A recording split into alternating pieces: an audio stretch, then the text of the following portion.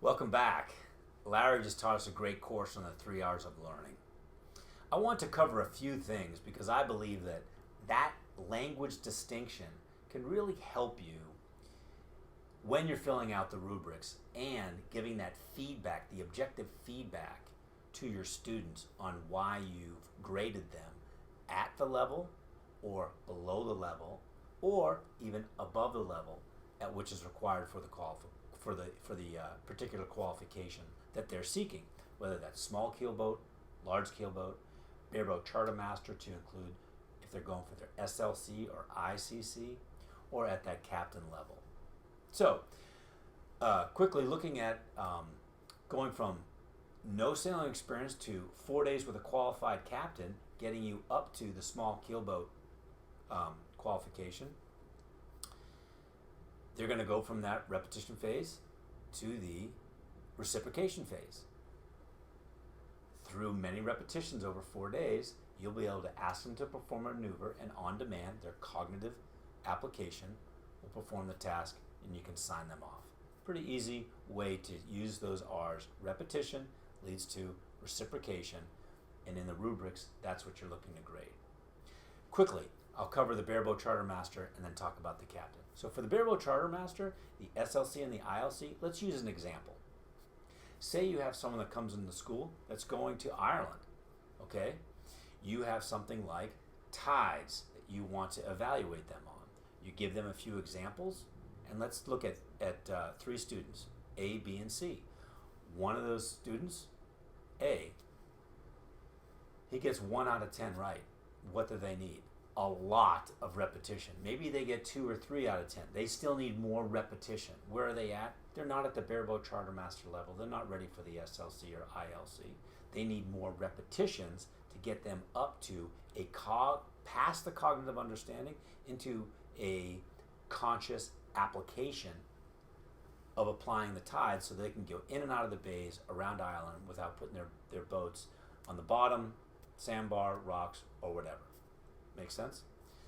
Student B takes a little long, but they understand the concept, and with their conscious application, they're working through it, and they get 9 out of 10. This is where the subjective comes in. 9 out of 10, is that enough to charter a $500,000 boat in a foreign country and make sure you don't get in and out of these bays? You have to judge for yourself. What was wrong? Can you get some on-the-spot training? Can you really look at it? Can you ask them, hey, I really think you need to actually get 10 out of 10 on this in order to do that? The third student, they show up. They actually are an instructor at another school. They just never got their international qualification, and you give him 10 examples or 3 or 4, and he knocks it out of the park. He's done in like the fastest you've ever seen it. Obviously, where are they? Subconscious application. They could do this in their sleep, right? So I gave you 3 examples. Someone that is doing it that needs more repetition, obviously at the crew level.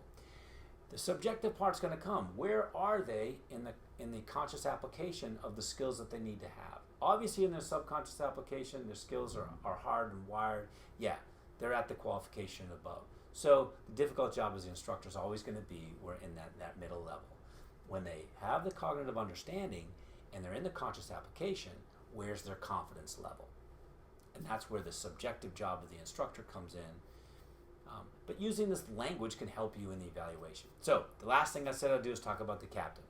So Grant always has said to me, you know you're a captain when you can hold a course, you can hold a conversation, and you can hold your drink. Great illustration of subconscious application, right? Why is it so difficult to hold a course when you're a new student? Because it's not subconscious, it's conscious. So when you consciously look at your sails for trim, your hand moves and you're off course. So here you are sailing with conscious application. You're trying to talk to your crew and you're off course. You look over here, the boat goes over there. This is all about the energy required to consciously apply things.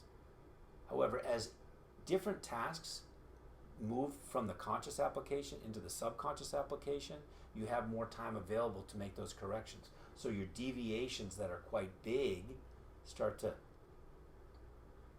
thin out, and now you can hold a course, you can hold a conversation, and you can hold a drink. All right, thanks for your time and attention. I hope you enjoyed the 3 Rs of learning and how they apply to the rubrics. We'll see you in the next video.